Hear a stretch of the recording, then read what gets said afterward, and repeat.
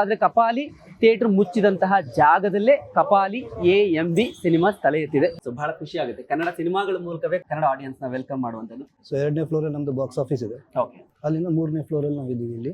ಇಲ್ಲಿ ನಮಗೆ 5 ಸ್ಕ್ರೀನ್ಗಳಿದೆ. AMB ಅಂತೀವಿ, ಏಷ್ಯನ್ ಮಹೇಶ್ ಬಾಬು ಅವರಲ್ಲಿ ಆಲ್ರೆಡಿ ಇವಾಗ ಎ ಇದೆ, ಏಷ್ಯನ್ ಅಲ್ಲು ಅರ್ಜುನ್ ಅಂದ್ಬಿಟ್ಟು. ಆಮೇಲೆ ART ಇದೆ, ಏಷ್ಯನ್ ರವಿ ತೇಜ ಅಂದ್ಬಿಟ್ಟು. ದೇವರಕೊಂಡ ಜೊತೆ ಮತ್ತೆ ADT ಅಂತ ಇದ್ ಮಾಡ್ತಾ ಇದ್ದಾರೆ. ಈ ರೆಡ್ ಕಾರ್ಪೆಟ್ ಅಂತ ಏನ್ ಹೇಳ್ತೀವಿ ಸೆಲೆಬ್ರಿಟಿಗಳ, ಸೊ ಅದೇ ತರ ಫೀಲ್ ಕೊಡೋದಕ್ಕೆ ರೆಡ್ ಕಾರ್ಪೆಟ್ ಅನ್ನು ಹಾಕಿ ಸೈಡಲ್ಲೂ ರೆಡ್ ವಾಲ್ ಗ್ರ್ಯಾಂಡ್ ಲುಕ್ ಕೊಟ್ಟು ನೀವು ಕೂತ್ಕೊಂಡು ನೋಡ್ಕೋಬಹುದು. ಕಂಫರ್ಟ್ ಆಗಿದೆ, ಪುಷ್ ಬ್ಯಾಕ್ ಇರುತ್ತೆ. ಎಲ್ಲ ಒಂದು ಕಾರ್ಯಕ್ರಮಕ್ಕೆ ಹೋದ್ರೆ ಏನೋ ಅವಾರ್ಡ್ ಫಂಕ್ಷನ್ ಸೆರೆಮನಿಗೆ ಹೋದ್ರೆ ನಿಮ್ಗೆ ರೆಡ್ ಕಾರ್ಪೆಟ್ ಇಂದ ವೆಲ್ಕಮ್ ಮಾಡ್ತಾರೆ. ಸೊ ಅದನ್ನ ಮನಸ್ಸಲ್ಲಿ ಇಟ್ಕೊಂಡು ರೆಡ್ ಥೀಮ್ ಅಲ್ಲಿ ಇದನ್ನ ಮಾಡಿರೋದು. ವೆಲ್ವೆಟ್ ಇದ್ರಲ್ಲಿ ಮಾಡಿದ್ದಾರೆ. ಅಂಡ್ ದಿಸ್ ಪ್ಯಾಟರ್ನ್ ಒಂದು ರಾಯಲ್ ಲುಕ್ ಕೊಡುತ್ತೆ. ಎಲ್ಲ ಈ ಸ್ಕ್ರೀನ್ ನ ಎಲ್ಲ ವಾಲ್ಗೂ ಕೂಡ ಮಾಡಿದ್ದಾರೆ.